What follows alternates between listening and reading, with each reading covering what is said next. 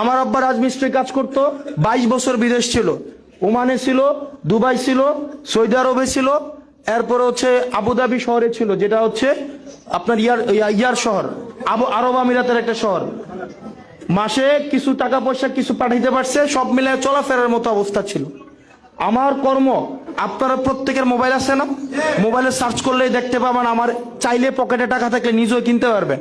কয় টাকা ইনকাম করি, আমার কোর্স থেকে কয় টাকা আসে, এগুলো সবাই দেখতে পায়।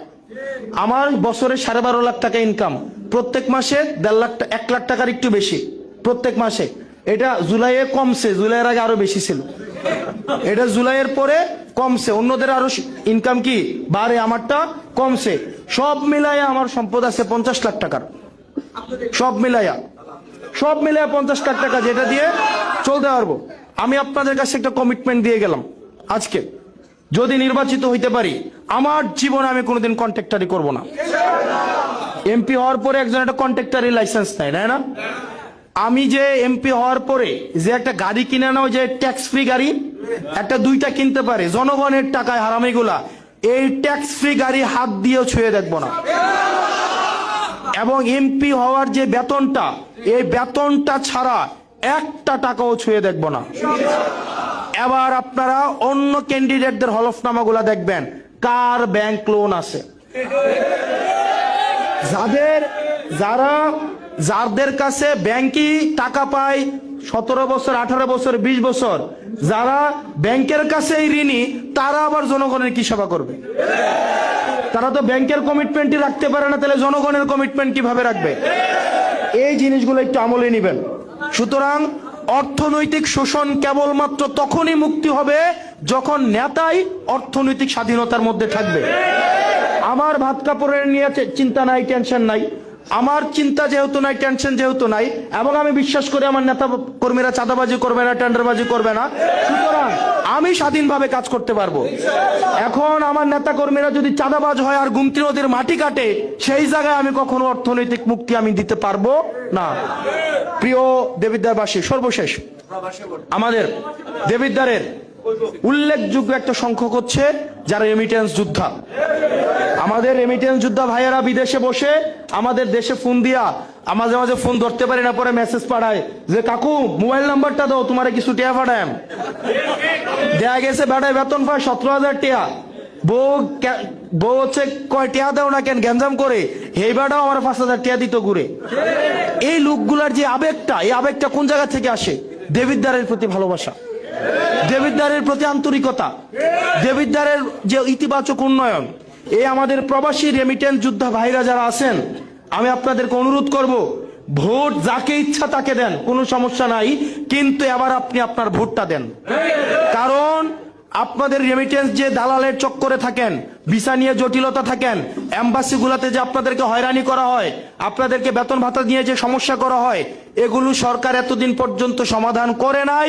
কারণ সরকার জানে এগুলো সমাধান না করলেও সমস্যা নাই, কারণ সে আমাকে আটকাইতে পারবে না। কিন্তু যদি সরকার বুঝে যে রেমিটেন্স যোদ্ধারাই আগামী নির্বাচনের ফ্যাক্টর, তাহলে রেমিটেন্স যোদ্ধাদের খুশি করার জন্য তাদের সমস্যাগুলো সরকার আগে সমাধান করবে।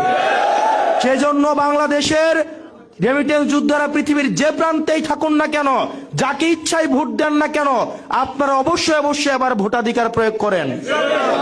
প্রিয় দেবিদ্বারবাসী, সর্বশেষ হাদি ভাইয়ের মৃত্যুর মধ্য দিয়ে আমার ভাই হাদি ভাই সর্বশেষ আমার সাথে যখন কথা হয়, উনাকে কেউ একজন 17,000 টাকা দিছিল, সর্বশেষ টাকা দিছিল।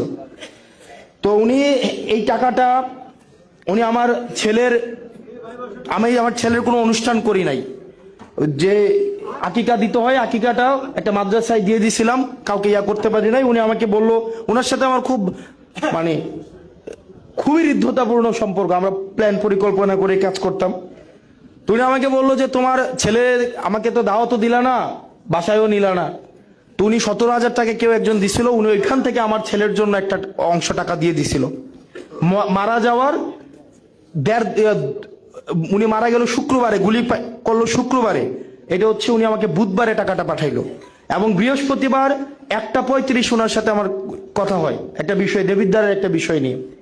তো হাদি ভাইয়ের মৃত্যুর মধ্য দিয়ে একটা বিষয় স্পষ্ট হয়েছে সারা বাংলাদেশের কাছে, এই যে আমাদের বিভিন্ন আদর্শিক দ্বন্দ্ব আছে না সারা বাংলাদেশের, মুক্তিযুদ্ধের পক্ষের শক্তি, বিপক্ষের শক্তি, জুলাইয়ের পক্ষের শক্তি, বিপক্ষের শক্তি, বিভিন্ন চেতনা, এইগুলো আছে না বাংলাদেশে। বাংলাদেশে একমাত্র একটাই আদর্শ, যে আদর্শটা সার্বজনীন এবং সবাই পছন্দ করে, একমাত্র একটাই আদর্শ, সেটা হচ্ছে সততা। এই সততা একমাত্র আদর্শ যেটা নিয়ে কেউ কোনো প্রশ্ন তোলে না।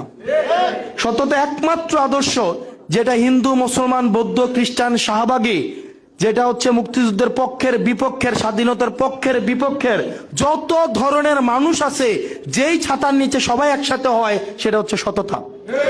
হাদি ভাই এই সততার আদর্শ ধারণ করে আগাইতে চাইছিল। তো আমরা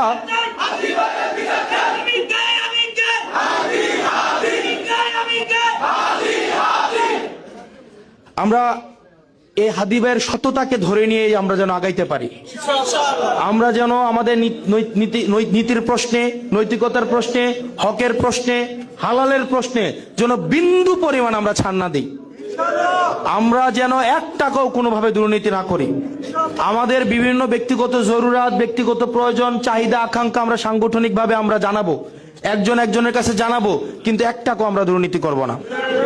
আমরা সর্বশেষ প্রত্যেকটা মানুষের কাছে ভোটটা ভিক্ষা চাইবেন। এই শহীদ ভাইয়ের সম্মানটা রাখেন, আমাকে বেজ্জতি করেন না। ভাই স্যাক্রিফাইস করছে, আমি যেন ওনার মুখটা রাখতে পারি, আমি যেন বেজ্জতি না হই। আপনারা কি আমার বেজ্জতি হইতে দিবেন? আপনারা কি চান আমরা বেজ্জতি হই? আপনারা কি চান আমরা সংস্কারের পক্ষে শক্তি হেরে যাই?